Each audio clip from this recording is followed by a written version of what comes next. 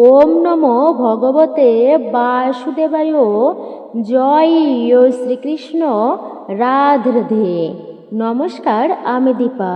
দেশ ও দেশের বাইরে থেকে যে সকল দর্শকেরা এই মুহূর্তে আপনারা ভিডিওটি দেখতেছেন বা অন করেছেন, সবাইকে সুস্বাগত জানাই রায়কিশোরী দীপা তথা সনাতন ধর্মীয় তথ্যমূলক চ্যানেলে। আষাঢ় মাস, যেটি 12টি মাসের মধ্যে শ্রেষ্ঠ বলা হয়েছে, ভগবান শ্রীহরি বিষ্ণুর অন্যতম একটি মাস হচ্ছে এই আষাঢ় মাস। স্বয়ং ভগবান শ্রীহরি বিষ্ণুর অত্যন্ত প্রিয় মাস হচ্ছে এটি। সনাতন ধর্মে আষাঢ় মাসের গুরুত্ব অপরিসীম। এটি কেবল বর্ষা ঋতুর শুরুই নয়, এটি আধ্যাত্মিক সাধনা, ভক্তি, সংযম এবং উৎসবের এক অনন্য সংমিশ্রণ। এই আষাঢ় মাসের সবচেয়ে বড় ধর্মীয় তাৎপর্য হল ভগবান শ্রীহরি বিষ্ণুর শয়নকাল। আষাঢ় মাসের শুক্লপক্ষের একাদশী তিথিকে দেবশয়নী একাদশী বলা হয়। যেমন দেবশয়নী একাদশী বা হরিশয়নী একাদশী নামেও পরিচিত এটি। শাস্ত্র মতে এই দিন থেকে জগৎপালক ভগবান শ্রীহরি বিষ্ণু ক্ষীর সাগরে তিনি অনন্ত নাগের শয্যায় 4 মাসের জন্য জগনিদ্রায় গমন করেন। এই থেকে শুরু হয় ভগবান শ্রীহরি বিষ্ণুর চাতুর্মাস্য ব্রত। শ্রীহরি বিষ্ণুর শয়নের সাথে সাথেই চাতুর্মাস্য শুরু হয়। এই 4 মাস হচ্ছে বিশেষ করে ঈশ্বরের আরাধনা, তপস্যা, ব্রত পালন এবং আত্মসংযমের জন্য সবচেয়ে শ্রেষ্ঠ এক সময় বলেই মনে করা হয়। আর বিশেষ করে আপনাদেরকে মনে রাখতে হবে, আপনারা অবশ্যই এই বিষয়টি মাথাতেই রাখবেন, প্রতিদিন যে তুলসী তলায় জল দিয়ে আপনি পুণ্য অর্জন করছেন বলে ভাবছেন, কিন্তু পবিত্র আষাঢ় মাসের সামান্য অজ্ঞতার কারণে সেই একই কাজ করার ফলে আপনি সংসারে চরম দারিদ্র ও অমঙ্গল ডেকে আনতে পারেন। আপনারা অবশ্যই মনে রাখবেন, আষাঢ় মাসে এমন কিছু বিশেষ দিন আছে যেই দিন তুলসী গাছে 1 ফোঁটা জল অর্পণ করাও মহাপাপ, অর্থাৎ জল দেওয়া যাবে না। বিশেষ করে মনে রাখবেন, তাহলে আপনারা এই আষাঢ় মাস চলমান কোন কোন দিন এই তুলসী গাছে ভুল করেও আপনারা জল অর্পণ করবেন না। সনাতন ধর্মে তুলসী গাছ কেবল একটি উদ্ভিদ নয়, এটি সাক্ষাৎ মা লক্ষ্মী দেবীর স্বরূপা। আর এই পবিত্র আষাঢ় মাসে জগৎপালক শ্রীহরি বিষ্ণু তার 4 মাসের জন্য তিনি যোগ নিদ্রায় গমন করেন এবং সংসারের ভার মা তুলসীর উপর দিয়ে যান। তাই এই সময় তুলসী দেবীর জলদানের একটি বিশেষ শাস্ত্রীয় নিয়ম রয়েছে, যা করলে গৃহে কখনোই অন্যের অভাব, দুঃখ, দারিদ্রতা হয় না। কিন্তু সাবধান, এই আষাঢ় মাস চলমান কিছু নির্দিষ্ট দিনে আপনারা ভুল করেও জল অর্পণ করবেন না। যদি এটা করেন তাহলে ঘোরতর পাপের বলা হয়েছে। আপনারা তা শ্রবণ করুন যে কোন দিনে আষাঢ় মাসে তুলসী গাছে জল দেওয়া একদমই উচিত নয়। এই দিনে যদি জল দান করেন তাহলে পরিবারে চরম অমঙ্গল নেমে আসে, দুঃখ, দারিদ্রতা লেগেই থাকবে। তাই আপনারা সতর্ক আর সাবধান থাকবেন এই আষাঢ় মাস চলমান। আষাঢ় মাস চলমান আপনারা ভুলবশত কোন কোন দিন তুলসী গাছে জল দেওয়া থেকে বিরত থাকবেন, অর্থাৎ এড়িয়ে চলবেন। খুবই গুরুত্বপূর্ণ হতে চলেছে আপনাদের জন্য আমাদের আজকের ভিডিওটি। নমস্কার, আমি দীপা। দেশ ও দেশের বাইরে থেকে যে সকল দর্শকেরা এই মুহূর্তে আপনারা ভিডিওটি অন করেছেন বা দেখছেন, সকলকে সুস্বাগত জানাই রায়কিশোরী দীপা তথা সনাতন ধর্মীয় তথ্যমূলক চ্যানেলে। সকলে কেমন আছেন? নিশ্চয়ই ঈশ্বরের অশেষ কৃপায় সকলে ভালো আছেন, সুস্থ আছেন। যদি ভিডিওটি সম্পূর্ণ দেখে আপনাদের ভালো লেগে থাকে, ভিডিওতে একটি লাইক করবেন এবং কমেন্টে জয় মা তুলসী দেবীর জয়, জয় শ্রী বিষ্ণু অথবা আপনার গুরুদেবের নামটি একটি বারের জন্য হলেও লিখে জানাবার জন্য বিনীতভাবে অনুরোধ জানাচ্ছি। আসুন কিছুক্ষণ সময় আপনারা সকলে একসঙ্গে ধৈর্য ধরে শ্রবণ করুন আজকের এই গুরুত্বপূর্ণ ভিডিও থেকে আপনি উপকৃত ও সমৃদ্ধ হবেন। কৃপা করে চ্যানেলটি সাবস্ক্রাইব করবেন, পাশে থাকার নোটিফিকেশন বেল আইকনটি অল করে দিবেন। জয় মা তুলসী দেবীর জয়। তাহলে চলুন প্রবেশ করি আজকের মূল ভিডিওটি। ভক্তি সহকারে আপনারা শুরু থেকে শেষ পর্যন্ত শ্রবণ করুন। বাঙালির 12 মাসে 13 পার্বণ কথাতেই আছে।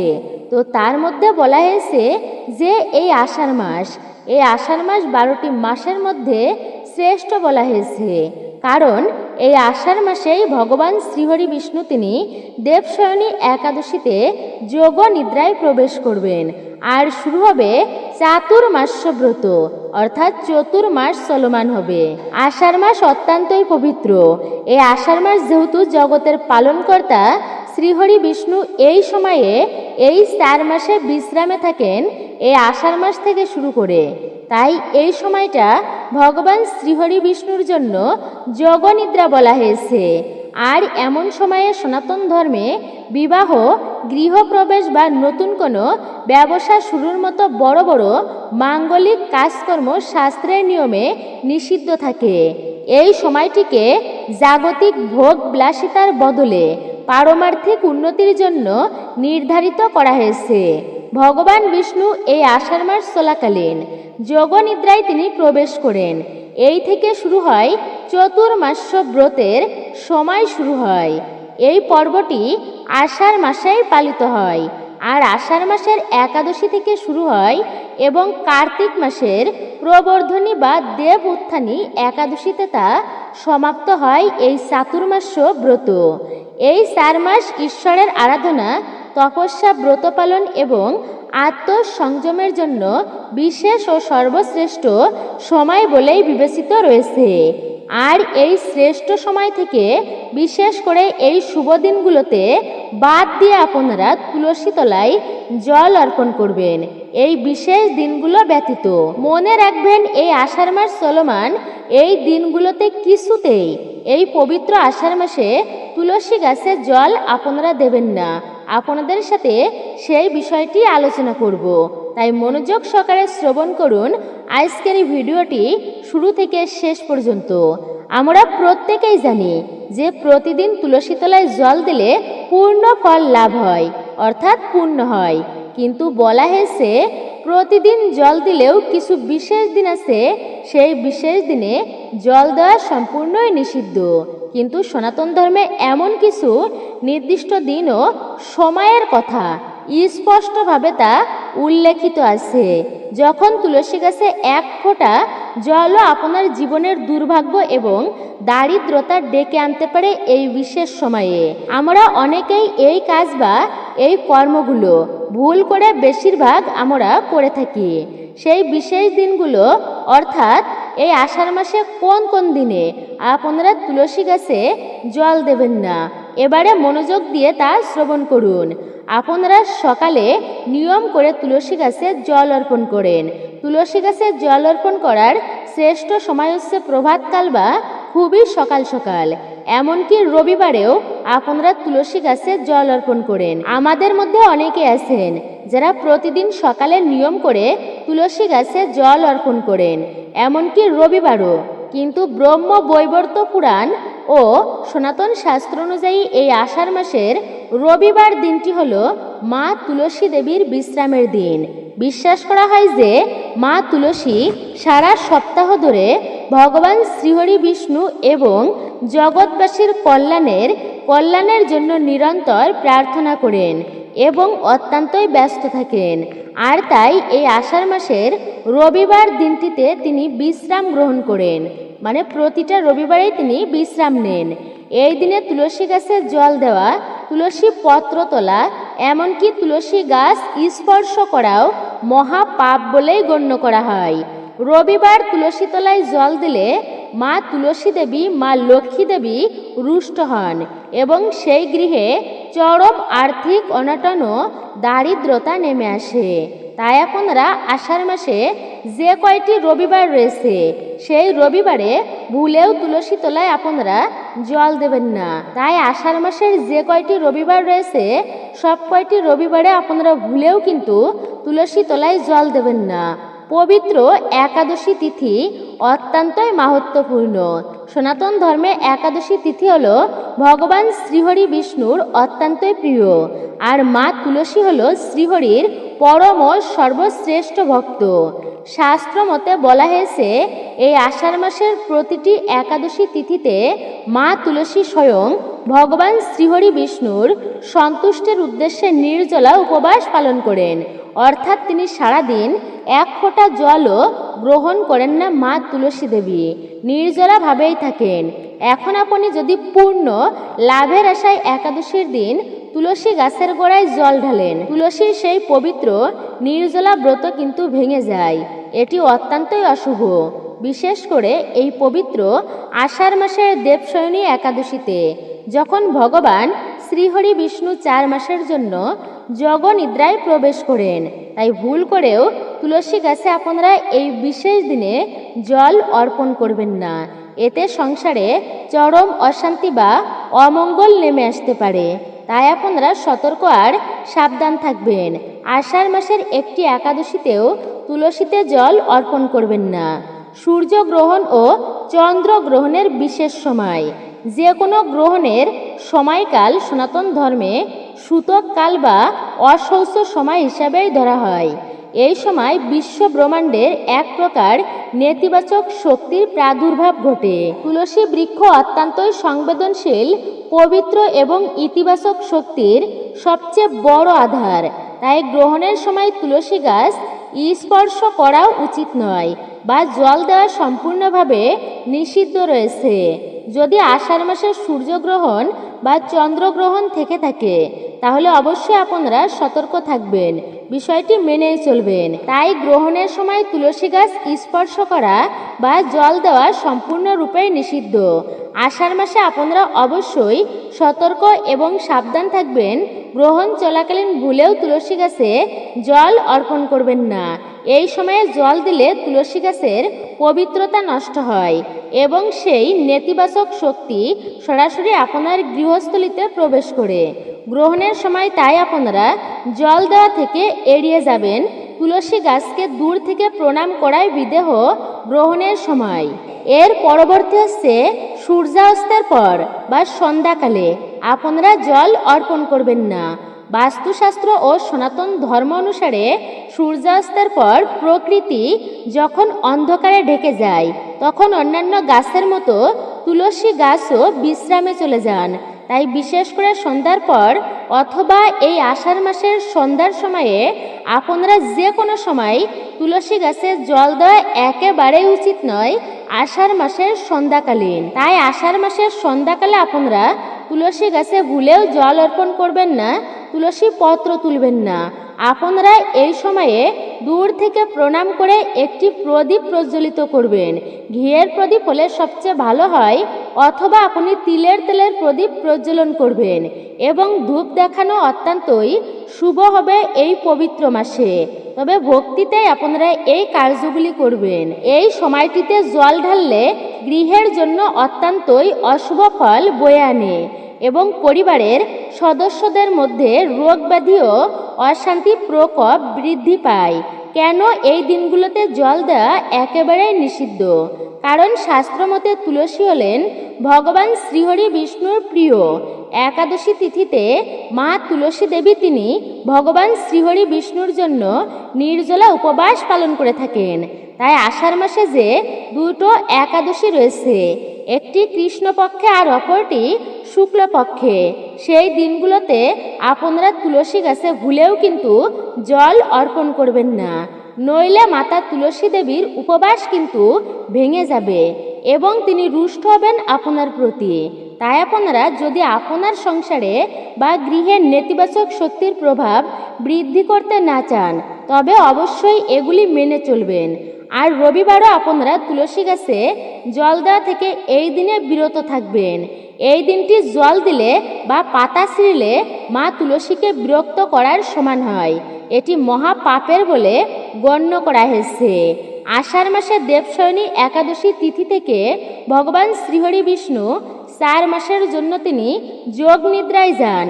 শ্রীহরি বিষ্ণুর ঘুমানোর আগে মা তুলসীকে জগতের কল্যাণের দায়িত্ব দিয়ে যান। তাই এই সময়ে তুলসীর যত্ন সঠিক নিয়মে আরাধনা করলে তার শ্রীহরি বিষ্ণু এবং মা লক্ষ্মী উভয়ের অশেষ কৃপা লাভ হয় এবং সংসারে অর্থের অভাব কখনোই হয় না। তাহলে বিশেষ করে আপনারা মনে রাখবেন, এই আষাঢ় মাসে কখন এবং কিভাবে সঠিক নিয়মে জল দান করবেন সেই নিয়মগুলি জানা অত্যন্তই জরুরি। নইলে আপনাদের ভুলে আপনার পরিবারেরই অমঙ্গল হবে। তাই সাবধান আর সতর্ক থাকবেন। এই আষাঢ় মাসে তুলসী গাছে আপনারা সাবধানতা অবলম্বন করেই জল অর্পণ করবেন। কিভাবে আপনারা জল দিবেন? যেহেতু আষাঢ় মাসে যখন ভগবান শ্রীহরি বিষ্ণু যোগনিদ্রায় যান, আর তখন মা তুলসী আরাধনা করতে হবে বিশেষ ভক্তি এবং শ্রদ্ধার সহিত নিখুঁতভাবে।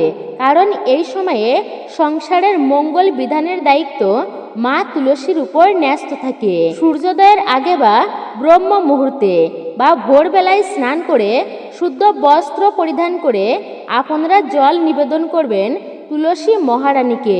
মনে রাখবেন, বাসি মুখে বাসি কাপড়ে অপবিত্র অবস্থায় তুলসী গাছ স্পর্শ করবেন না বা জল দেবেন না। বিষয়টি আপনি অবশ্যই খেয়াল রাখবেন।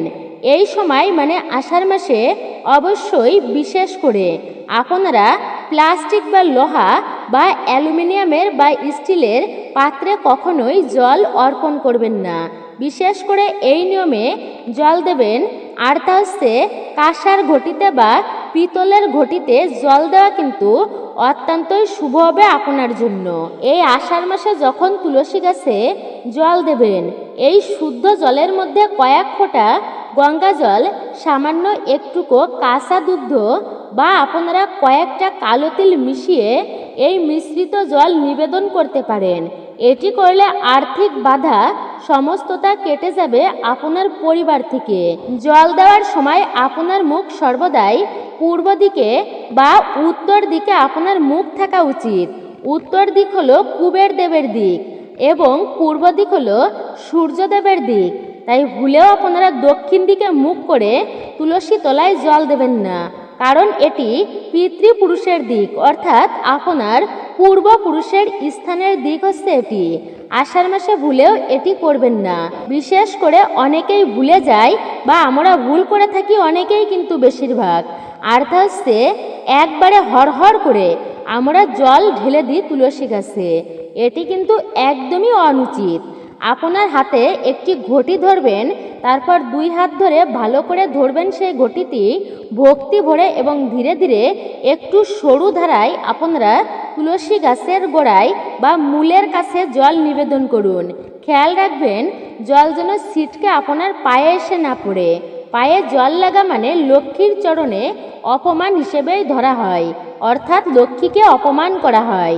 তাই আপনারা ধীরে ধীরে জল অর্পণ করবেন এবং পবিত্র মন্ত্র উচ্চারণ করবেন। গাছের গোড়ায় যখন ধীরে ধীরে জল পড়বে তখন মনকে শান্ত রেখে অত্যন্ত ভক্তি ভরে এই শক্তিশালী মন্ত্রটি আপনারা জপ করবেন। মহাপ্রসাদ সর্ব জননী সর্ব সৌভাগ্য বর্ধিনী আদিবাদী নিত্যম তুলসীতম নমস্তুতে। যদি এই মন্ত্রটি আপনাদের কাছে কঠিন মনে হয়, মনে রাখতে না পারেন, তাহলে সহজভাবে আপনারা জপ করবেন ওম তুলসী নমঃ।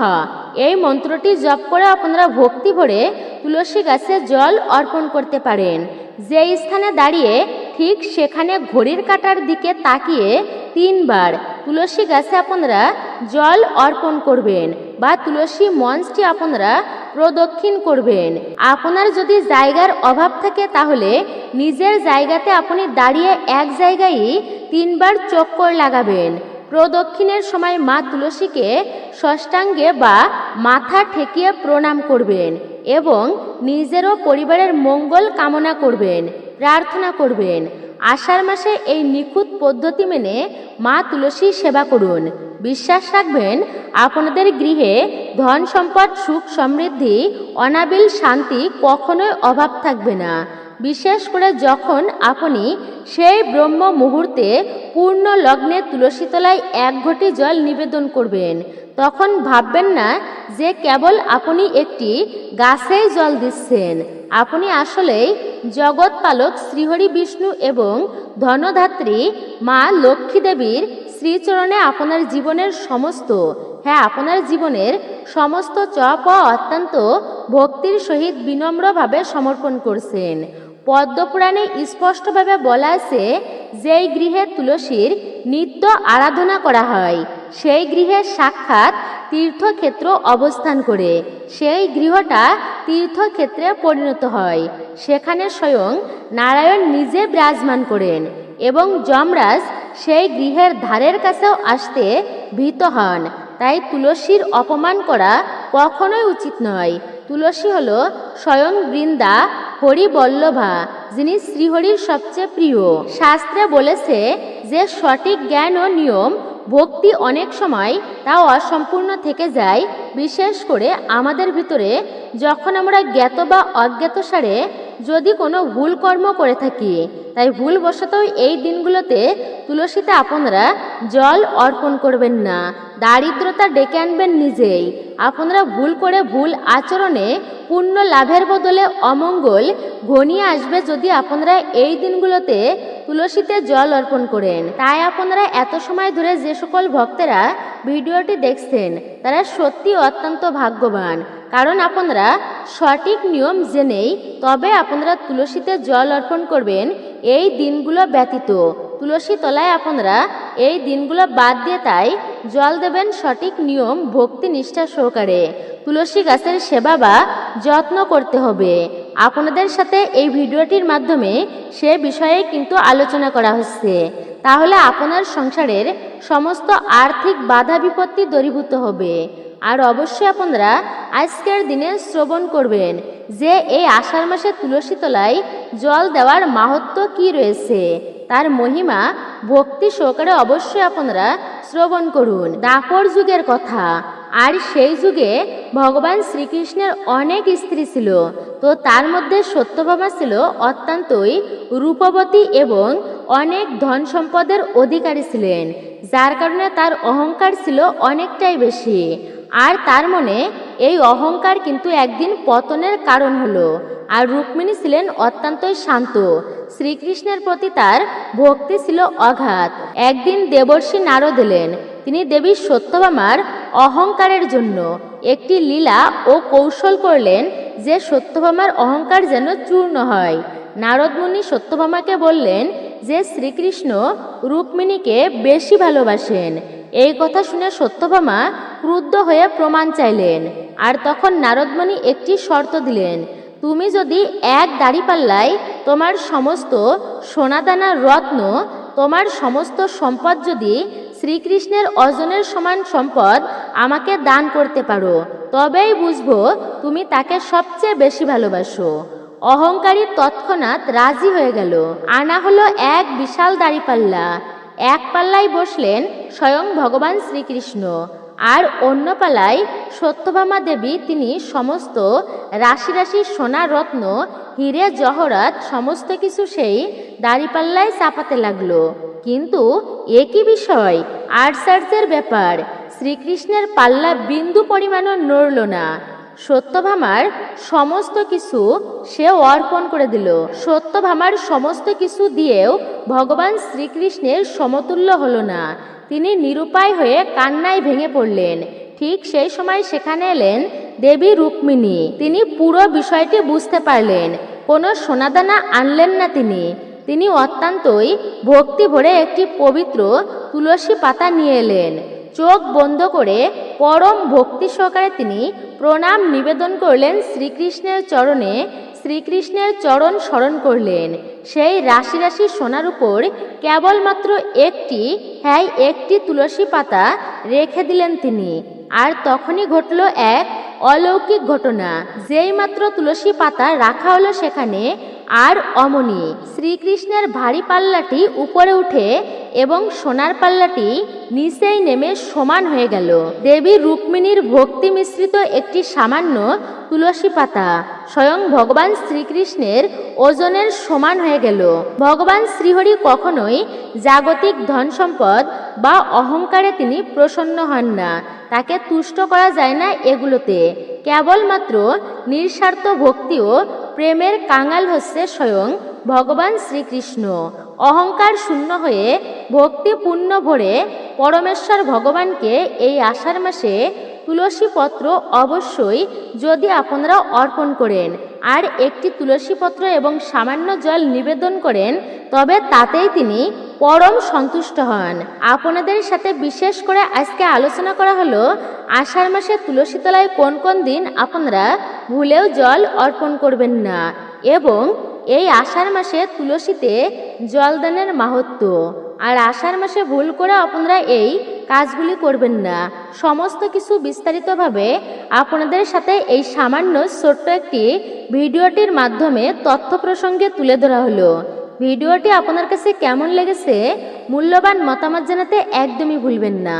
আর আপনি যদি রায়কিশোরী দীপা তথা সনাতন ধর্মীয় এই চ্যানেলে আপনি যদি প্রথমবার ভিডিও দেখে থাকেন, বিনীত অনুরোধ করব চ্যানেলটি অবশ্যই সাবস্ক্রাইব করবেন, পাশে থাকার নোটিফিকেশন বেল আইকনটি অল করে দিবেন। একজন সনাতনী বোনকে আপনারা সাপোর্ট করবেন আমি আশা রাখছি। সকলে ভালো থাকুন, সুস্থ থাকুন, পরম করুণাময় ঈশ্বরের অশেষ কৃপায়। আবারও আপনাদের সাথে কথা হবে নতুন কোনো ভিডিওর প্রসঙ্গ নিয়ে, নতুন তথ্য নিয়ে। অবশ্যই সকলে যুক্ত থাকুন আমাদের চ্যানেলের সঙ্গে। ভিডিওটি সম্পূর্ণ দেখার জন্য নতুন পুরাতন সকল দর্শককে অসংখ্য ধন্যবাদ।